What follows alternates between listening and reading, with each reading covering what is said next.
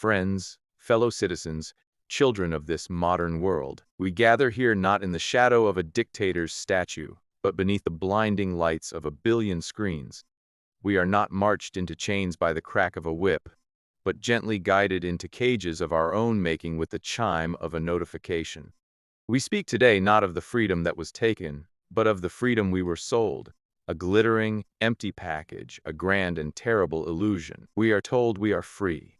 Free to choose, free to speak, free to dream, and in our hands we hold the devices that whisper this lie in 1,000 dazzling ways. We choose between 30 brands of toothpaste, while a handful of corporations own them all. We vote between two political colors, while both campaigns are bankrolled by the same silent kings in corner offices. We speak our minds on platforms that mine our outrage for profit, algorithms steering our passions, dividing us, keeping us focused on each other, while the architects of our reality go unchallenged. This is the great manipulation of our age. It is not a boot on the neck, but a velvet glove on the mind. The billionaires and the corporations, they are the new sovereigns. They don't need to seize the throne. They bought the building it sits in. They finance the campaigns, so the politicians dance to their tune, writing laws that protect monopoly, not people. They own the media, so the news cycles spin stories that serve their interests, turning journalism into a spectacle and citizens into consumers of fear and trivia. They profit from the engines of war, so the military-industrial complex grinds on, its true allegiance to shareholders, not to nations. And what are we in this meticulously crafted world? We are not citizens in a democracy. We are an audience to a show of governance. We are data points in a system of behavioral control. We are consumers in a lifelong transaction where we spend our labor, our attention, our very lives, to make the already astronomically wealthy wealthier still. We live in a grand panopticon of our own creation, paying rent to digital landlords, working longer hours for less security, drowning in debt for the promise of an education or a home, all while being sold the narrative that if we just work harder, buy smarter, click faster, we will achieve that freedom. This is the slavery of the 21st century. It is a slavery of the spirit, chained by perpetual anxiety, manufactured desire, and the quiet, gnawing feeling that no matter how hard we run, the treadmill beneath us only speeds up. They have made us complicit in our own captivity, believing the chase is the freedom. But I come here today not to spread despair, but to break the spell. For the most powerful tool of any oppressor is not force, but the belief that resistance is futile. The greatest strength of the illusion is that we do not see the bars. So let us see them now. Let us name them. The bar of endless, intrusive debt. The bar of a healthcare system that values profit over healing. The bar of a planet poisoned for quarterly reports. The bar of a news feed designed to enrage and numb us. The bar of a political process that mocks our participation. Recognizing the illusion is the first revolutionary act of true freedom. Our power does not lie in their boardrooms. It lies in our solidarity. It lies in our ability to see through the spectacle. It lies in our refusal to define our lives by what we buy. It lies in our courage to look away from the divisive screens and look into each other's eyes. It lies in unionizing, in community building, in supporting local, in reclaiming our time, our attention, and our public discourse. They own the factories, but we are the workers. They own the airwaves, but we have the human voice. They own the politicians, but we have each other. The chains are not physical. They are made of thought, of fear, of programmed consumption. And that means they can be broken without a single blow being struck, but by a collective shift in consciousness. Let us withdraw our consent from this false freedom. Let us demand a world where freedom is not the ability to choose a brand, but the right to a living wage, to clean water, to healing, to a future. Let us build a freedom that is not an individualistic escape, but a collective liberation from the tyranny of the bottom line, from the manipulation of our minds, from the quiet desperation of a life measured in likes and liabilities. The curtain has been pulled back. The illusion is revealed. Now let us wake up, join hands, and build a world worthy of the word freedom. It begins not with a roar, but with a whisper that grows. We are not consumers. We are not data. We are not an audience. We are people. and we are free.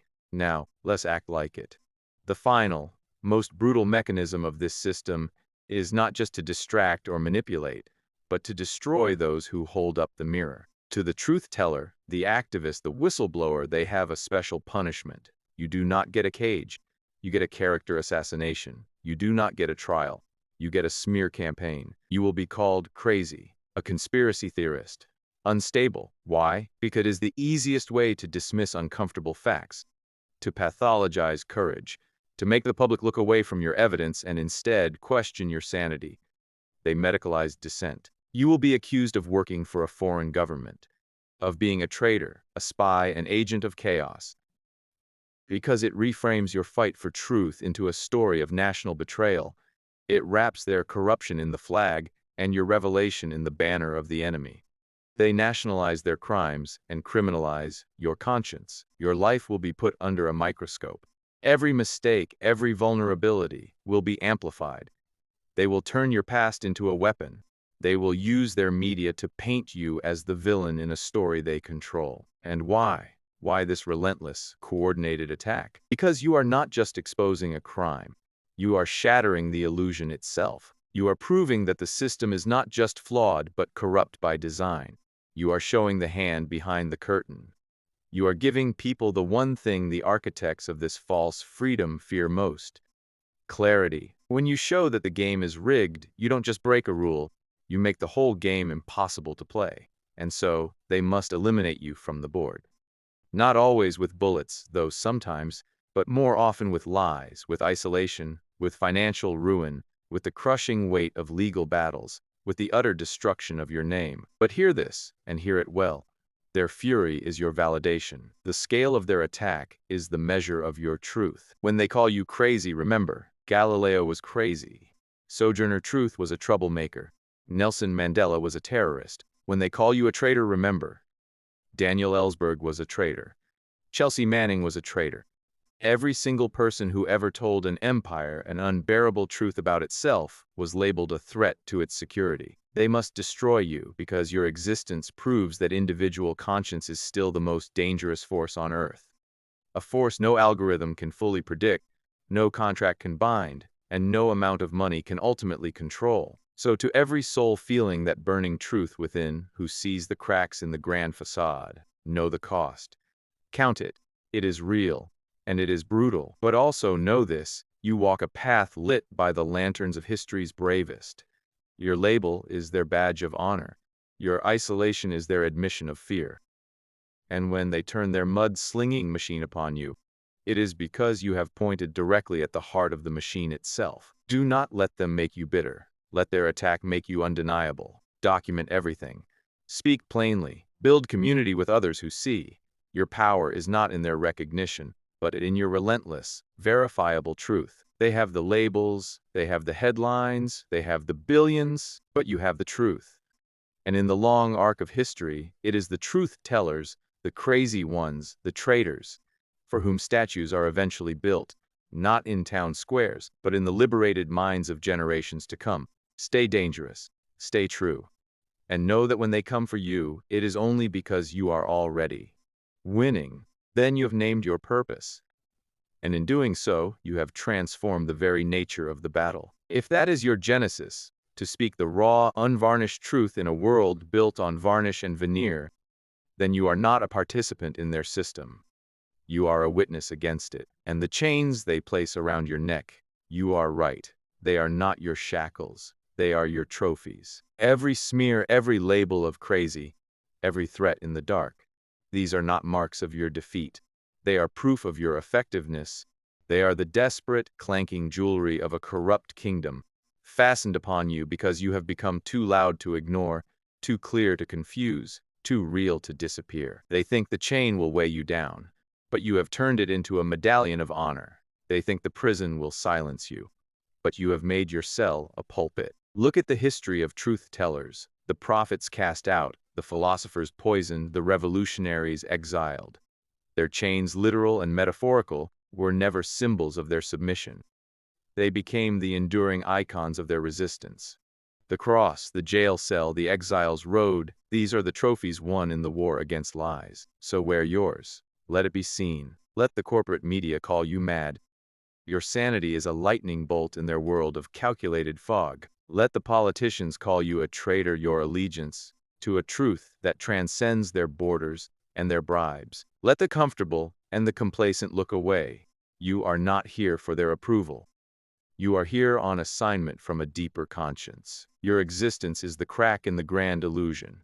Your voice is the echo they cannot muffle.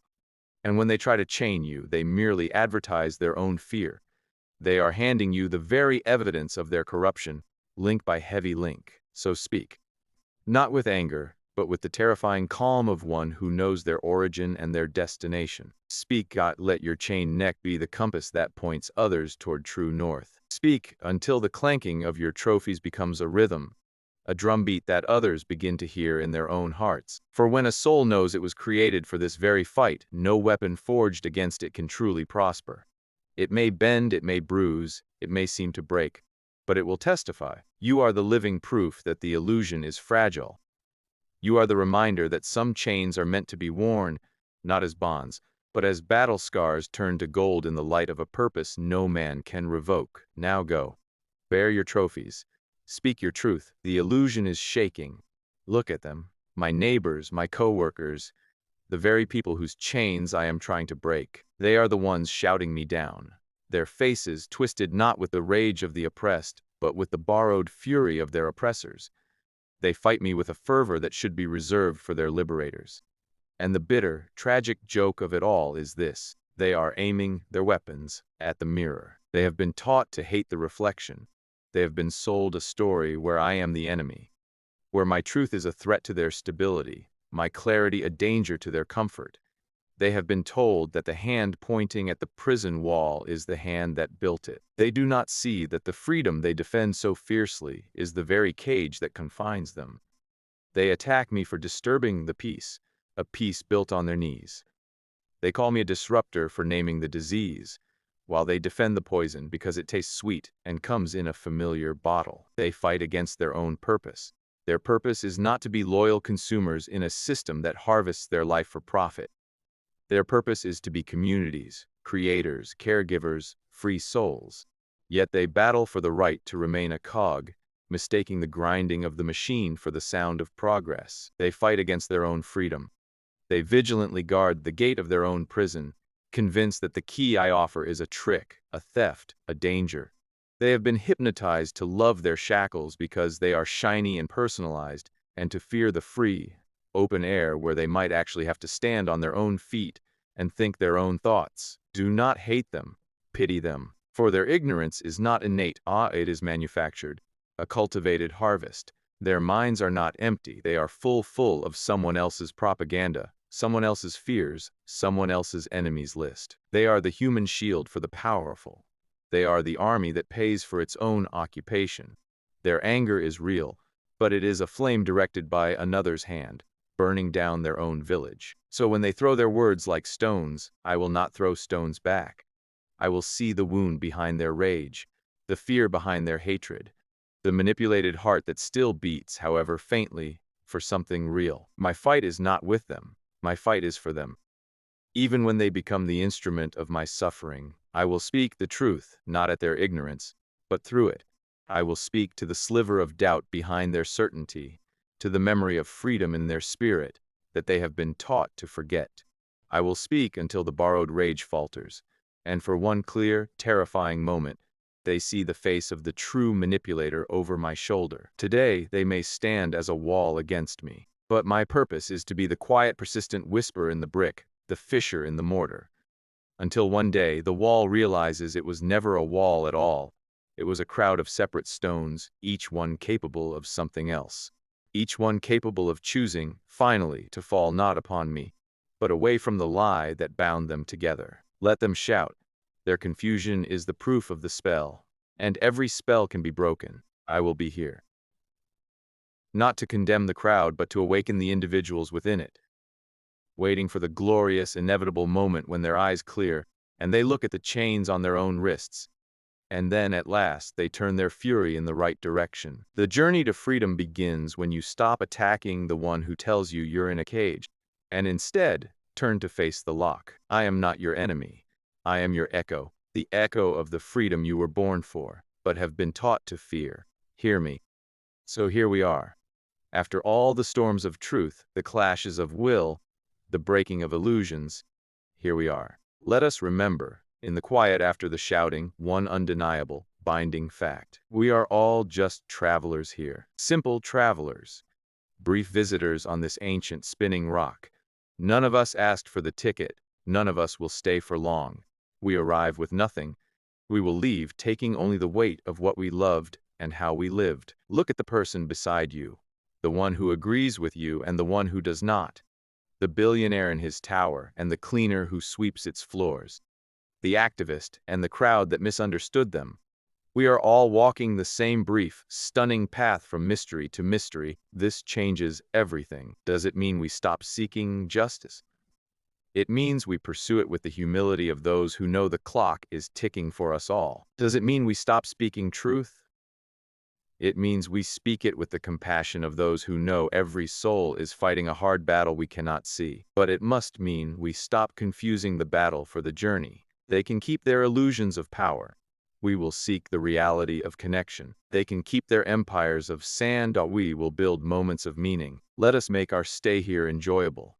Not in the shallow sense of mere pleasure, but in the profound sense of joy. The joy of a truth spoken without malice. The joy of a hand extended across a divide. The joy of creating something that doesn't exploit but elevates. The joy of feeling the sun, sharing a meal, forgiving a debt, singing a song, planting a tree we will never sit under. These are the only treasures that survive the leaving. Not the monuments to our ego, but the echoes of our kindness. Not the chains we forged for others, but the bridges we built, however small. So let us travel lightly. Let us shed the heavy armor of perpetual anger. Let us unpack the baggage of old hatreds. They are too heavy to carry on a journey this short. Let us be kinder travelers, for we do not know what burdens our fellow walker carries. Let us be more honest travelers, for pretense is a waste of our precious fleeting hours. Let us be brave travelers, for love and truth are always worth the risk. One day, each of us will reach the same border. We will return our ticket. And when we do, we look back not at a life spent guarding a cage, whether for ourselves or for others, but at a life spent walking openly, loving fiercely, and leaving behind a trail of warmth in the cool, dark universe. Our time here is the only currency we truly have. Let us spend it not in the service of the illusion, but in the celebration of the genuine, the good, and the beautiful. We are just travelers. But what a magnificent road we walk. Let's make it count for as long as we're here. Go in peace, go with purpose, go with joy. To those who have dedicated your days to the invention of my villainy, to the architects of the smear, the distributors of the lie, the silent hands that sign the checks for my character's assassination, this is not a rebuttal. I will not dance in your courtroom. I will not fight on your battlefield of mud. I simply have a few words for you. From the quiet place your noise can never reach, I see you. I see the fear that powers your machinery. The hollow space where your conviction should be. You are not giants. You are clerks, tending the furnaces of a dying empire, burning reputations to keep the lights on a little longer. You thought your campaign would bury me. Instead, you exhumed your own methods for the world to see. You thought your labels would define me. Instead, they have become your own signature, written in the cheap ink of deceit. Every baseless accusation, every doctored image, every anonymous leak, it is not a portrait of me. It is a self-portrait of your own corruption. You have shown the people exactly what you are. And for that, I suppose I should thank you. You cannot silence a truth by attacking the teller. You only amplify it. My name may be smeared, but the facts I spoke now echo with the reverberation of your panic. You have turned my voice into a specter that haunts your hallways. In trying to erase me, you have made me indelible. So, continue. Run your campaigns. Plant your stories. Gather your nodding heads in your gilded rooms. It changes nothing. You see, you are fighting a shadow on the wall, while I am living in the substance of my purpose. You are consumed with my name, while I am focused on the truth that exists far beyond it. Yours is a politics of destruction. Mine is a commitment to creation. And creation is the only force that outlives us all. I am not your enemy. I never was. Your true enemy is the emptiness at the core of your endeavor. The haunting knowledge that you are building nothing, defending nothing, believing in nothing but your own temporary power. One day, your files on me will be dust. The headlines you spawned will be forgotten footnotes. The committees formed to discredit me will have dissolved into the obscurity they deserve. But the truth, it will remain. It will find other voices, other hearts. It will water the seeds of change you tried to salt the earth to prevent. So hate me if you must. Let it be the chore of your days. I have a world to attend to. I have kindness to extend, truths to uncover, and a life, my beautifully, imperfectly human life, to live fully, freely, and without an ounce of fear of you. Your campaign is the proof of my impact. Your hatred is the tribute you pay to my integrity. I wear your venom as a testament. I walk through the smoke of your fires unharmed because my compass was never set by your opinion. I am done with you now. This is the last of my energy you will ever claim. The record is set, the truth is told. I am at peace. Go on with your show. The curtain is already falling, and I am elsewhere, already free. Address now the echo, the shadow, the uniformed chorus, to the faces that appear at the edge of my vision, in comment sections, in whispered campaigns. Address now the echo, the shadow, the uniformed chorus, to the faces that appear at the edge of my vision, in comment sections, in whispered campaigns. The flying monkeys sent to shriek and distract on command. I see you, and I have only one thing to say to you. To the hollow power you think you wield, your act is minuscule. It is a performance in the tiniest, most pathetic of theaters. You believe you are warriors on a battlefield. You are merely background noise in a scene you do not understand. You believe your petty harassment, your coordinated dislikes, your staged confrontations are a form of power. They are not. They are the last, desperate twitch of a system that has already lost the argument. You are not individuals to me. You are a symptom of the fear that grips the hands that pull your strings. You are living proof that your masters have nothing left, no facts, no virtue, no compelling vision, and so they can only send out the clowns. You show up everywhere. How exhausting for you, to have your life defined by my coordinates, to be a satellite orbiting my presence while I am orbiting a purpose. Your everywhere is my nowhere. Your constant presence is the advertisement of your own emptiness. I do not hate you. I pity the part of you that sold your autonomy so cheaply, that traded your critical thought for a script, your conscience for a sense of belonging to a mob, you for a cage, and call it a castle. But know this, you cannot harass a soul that is anchored in truth. You cannot intimidate a mind that has made peace with your worst possible actions. You are throwing pebbles at a mountain and calling the echo your victory. So, do your dance, chitter and chatter, fling your digital filth. Stage your little scenes. It is all a minuscule background static to the symphony I am listening to. It is the faint, irrelevant buzzing of gnats around someone walking toward the ocean. You are wasting your life being a tool in someone else's cowardice. A footnote in the story of my resolve. A fleeting, forgettable gesture of irrelevance. I will not fight you. I will not even truly acknowledge you. To do so would be to grant your tiny drama a significance it does not deserve. I have mountains to move, truths to speak, and a world of wonder to engage with. You have this sad, repetitive, minuscule act. The stage is yours, but the audience has left. The play is over, and I have long since exited the theater. Keep performing if you must. I will be elsewhere, living. I have spoken to the architects. I speak to the tools, to the hands that do the work, believing it is their own, to the voices that echo a thought they did not think. This is not a condemnation. It is an intervention, a plea for your own soul. You, who show up in my comments, my streets, my life, you who carry the bile prepared by another's kitchen. I see you, not as monsters but as lost potentials, as squandered human beings. And I will tell you now how to live, since you've so clearly forgotten. First, put down the borrowed mask. The rage you wear is not yours. The scorn you project was issued to you like a uniform. You have been given a script of hatred and called it your own opinion. Try for one silent hour to have an original thought, one that springs from your own experience, your own pain, your own longing. It will terrify you. That terror is the beginning of your humanity waking up. Second, own your own hands. You are using your precious life energy, your time, your attention, your spirit to be a phantom in someone else's drama. You are a mercenary paid in the cheap currency of belonging to a mob. Your labor is to diminish. Your craft is harassment. Is this the legacy of your hands? To have only smeared, never built? To have only torn down, never lifted up? Take back your hands. Plant seed. Write a poem. Fix something broken. Feel what it is to create rather than destroy. Third, reclaim your conscience. Deepen you beneath the layers of conditioning and the dopamine hit of tribal loyalty. There is a quiet, knowing voice. It is the part of you that flinches, the part that feels shame in the dark when the screen is off. That voice is not your enemy. It is your compass. It is the last remnant of you. Listen to it. It will tell you that targeting a stranger for telling the truth is not strength. It is cowardice. That a cause requiring you to silence others is a confession of its own weakness. Fourth, seek substance, not spectacle. You are chasing the adrenaline of conflict, mistaking it for purpose. You are addicted to the drama because your inner world is empty. Fill it.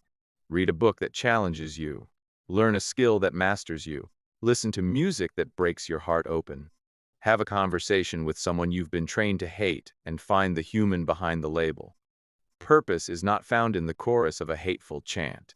It is found in the quiet, determined work of building a better self. Fifth, understand your value. You have been convinced your power lies in your ability to harm. Thought this is the greatest lie sold to you.